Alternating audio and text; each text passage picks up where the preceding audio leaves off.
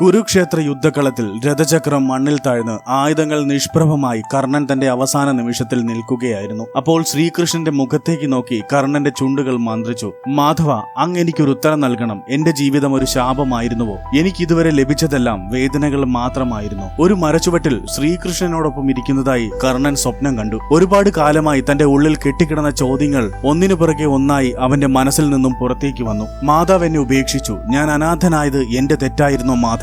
രാജകുമാരനായി പിറക്കേണ്ട ഞാൻ ഒരു തേരാളിയുടെ മകനായി വളർന്നു. ഒരു സാധാരണ ജീവിതം പോലും എനിക്ക് അന്യമായിരുന്നല്ലോ. കർണന്റെ കണ്ണുകൾ നിറഞ്ഞു. കൃഷ്ണൻ ശാന്തനായി കേട്ടുകൊണ്ടു നിന്നു. വിദ്യ നേടാൻ എനിക്ക് കൊതിയായിരുന്നു. ദ്രോണാചാര്യർ എനിക്ക് വിദ്യ നിഷേധിച്ചു. ഞാൻ ക്ഷത്രിയനല്ലാത്തതുകൊണ്ട് എന്റെ സ്വപ്നങ്ങളെ തകർത്തെറിഞ്ഞു. അവന്റെ ശബ്ദത്തിൽ രോക്ഷം നിറഞ്ഞു. അവസാനം പരശുരാമൻ വിദ്യ പഠിപ്പിച്ചു. പക്ഷേ നിർണായകമായ ഒരു നിമിഷത്തിൽ അത് ഓർമ്മയിൽ നിന്ന് മാഞ്ഞു പോകുമെന്ന് അദ്ദേഹം ശപിക്കുകയും ചെയ്തു. എന്റെ കഠിനാധ്വാനം പോലും ഫലമില്ലാതെ പോയി. കർണൻ നിസ്സഹായനായി പറഞ്ഞു, ഒരു പശുവിന് എന്റെ അമ്പ് അബദ്ധവശാൽ ഏൽക്കുകയും അതിന്റെ ഉടമ എന്നെ ശപിക്കുകയും ചെയ്തു. അതിലെന്റെ യാതൊരു തെറ്റും ഉണ്ടായിരുന്നില്ല മാധവ. നിരപരാധിയായിട്ടും ഞാൻ ശാപങ്ങൾ ഏറ്റുവാങ്ങേണ്ടി വന്നില്ലേ? ദ്രൗപദി സ്വയംവരത്തിൽ എന്നെ അവർ അപമാനിച്ചു. ഒരു രാജാവോ ക്ഷത്രിയനോ അല്ലാത്തതുകൊണ്ട് എനിക്ക് മത്സരിക്കാൻ പോലും കഴിഞ്ഞില്ല. എന്റെ ആത്മാഭിമാനം അന്ന് തകർന്നു. കർണന്റെ വാക്കുകളിൽ മുറിവേറ്റ സിംഹത്തിന്റെ വേദനയുണ്ടായിരുന്നു. ഒരു നിമിഷം അവൻ നിർത്തി. എന്നിട്ട് പറഞ്ഞു, കുന്തി മാതാവ് എന്നെ മകനെന്ന് വിളിച്ചത് യുദ്ധത്തിന് തൊട്ടു മുമ്പായിരുന്നു. സ്വന്തം മക്കളെ രക്ഷിക്കാൻ വേണ്ടിയായിരുന്നു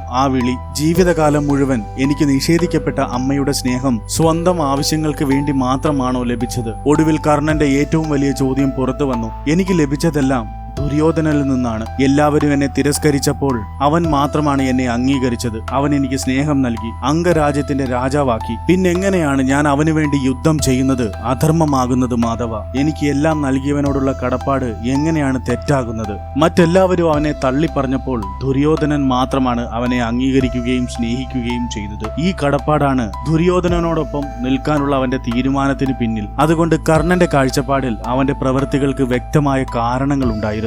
കർണന്റെ ചോദ്യവുമായി ബന്ധപ്പെട്ട ഈ വീഡിയോ നിങ്ങൾക്ക് ഇഷ്ടമായാൽ ലൈക്ക് ആൻഡ് സബ്സ്ക്രൈബ് ചെയ്യുക.